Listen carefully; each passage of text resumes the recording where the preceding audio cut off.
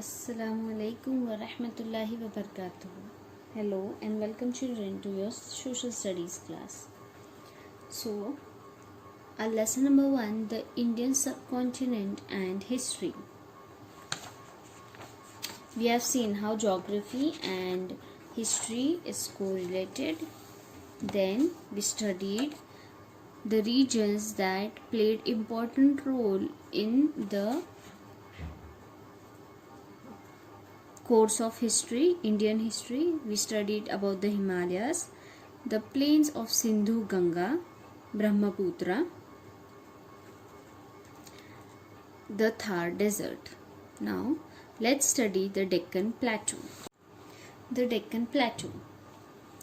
The region between the east and the west coast of India tapers off to the south. This region has the Arabian Sea,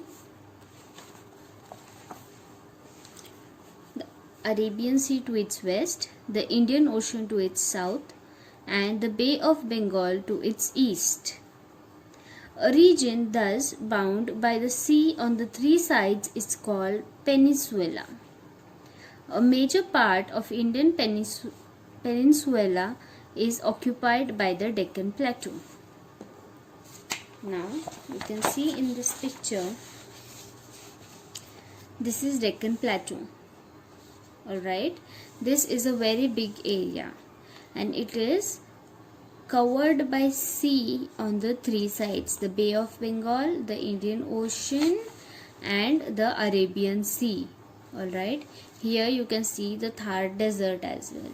So Deccan Plateau is a very big, covers a very big area of our country. The mountain ranges of the Vindhya and Satpura are located on the north of the Deccan Plateau. The Sahyadri mountain ranges are to its west. They are also known as the Western Ghats. To the west of the Sahyadri is the coastal region of Konkan and Malabar. The mountains on the east side of the Deccan Plateau are known as the Eastern Ghats. Now, as we can see in the picture here, this is the Deccan Plateau. On the west side, the Sahyadri mountains are there, which is also called the Western Ghats. Okay, here this region is Konkan and Malabar region, and to the east side of the Deccan Plateau are the Eastern Ghats. Alright.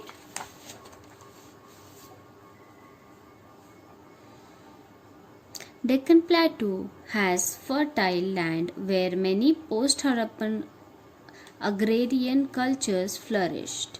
Deccan Plateau was a part of the Maurya Empire, the largest in the ancient India.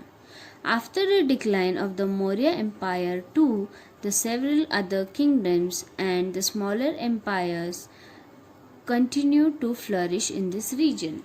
So the Deccan Plateau, because it has sea on the three sides, it has many rivers flowing, that this region is very fertile. That means it is very good, the soil of this region is very good for the farming. Alright, it is very fertile. So in this region, the Maurya Empire lasted for a very long period, and it was the biggest empire in the history of India. Then after some time,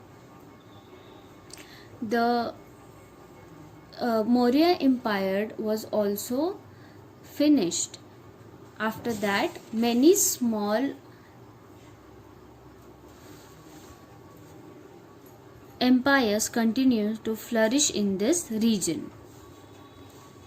Now,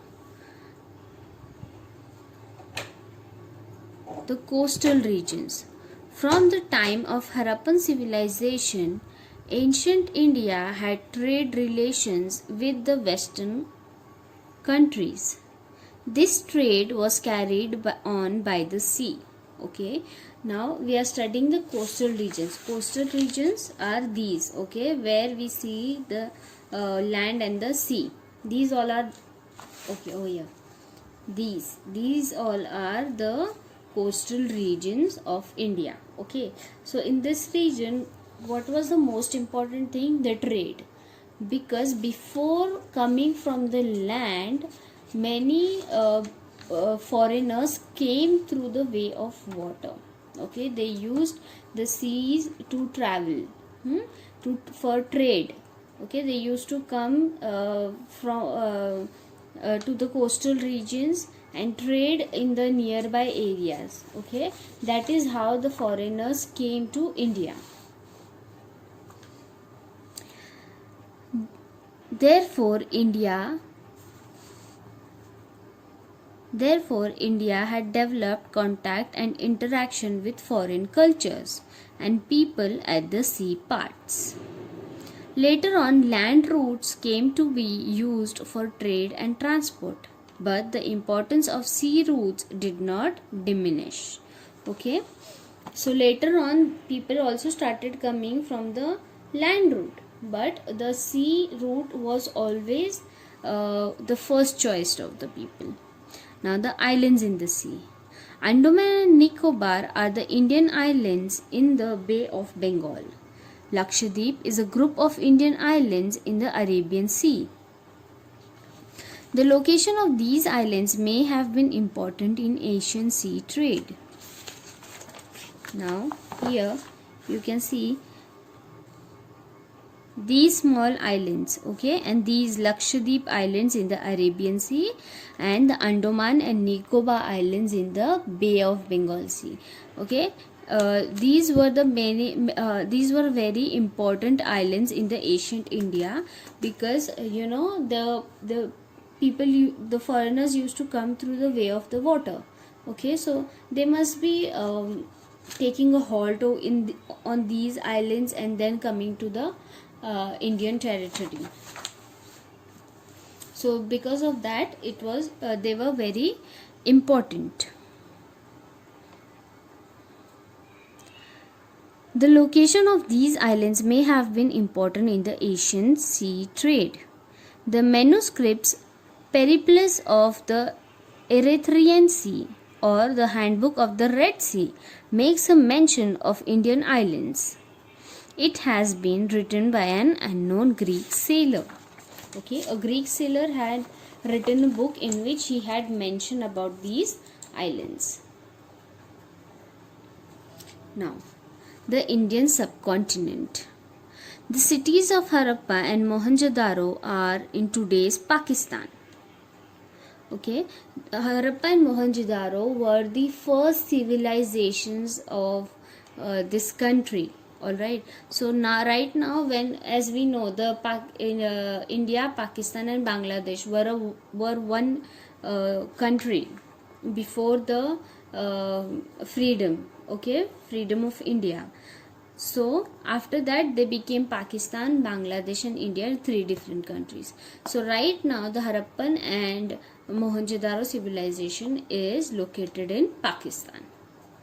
Afghanistan, Pakistan, Nepal, Bhutan, Bangladesh, Sri Lanka and India together form the region known as South Asia. Okay, so all these different countries together make the South Asia. See, India, then over here Afghanistan, Iran, then Pakistan, Bhutan, Bangladesh, Myanmar, all these make the South Asia. Okay, the region of South Asia. Now, considering the expanse and significance of the India in this region, it is also known as the Indian subcontinent. Okay, the Harappan civilization had spread mainly in the northern west part of the Indian subcontinent. So, this is the northern west part of the Indian subcontinent, and here we can see the Harappa and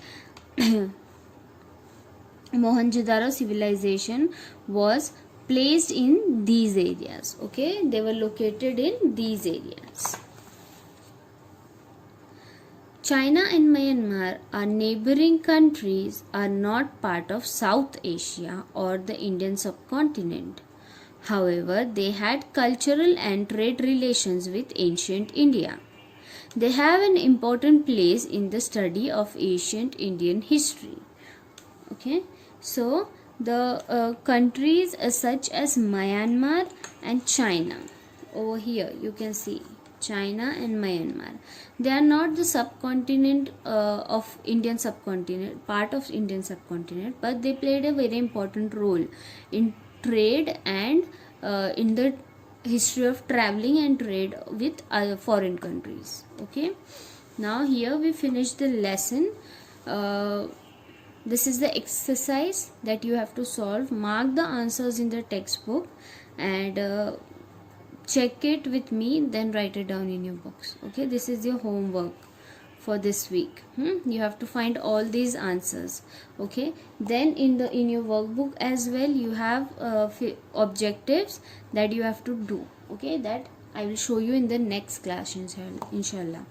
Okay, so find these answers and the question answers in the workbook. I'll see you in your next class. Assalamu alaikum wa rahmatullahi wa barakatuh.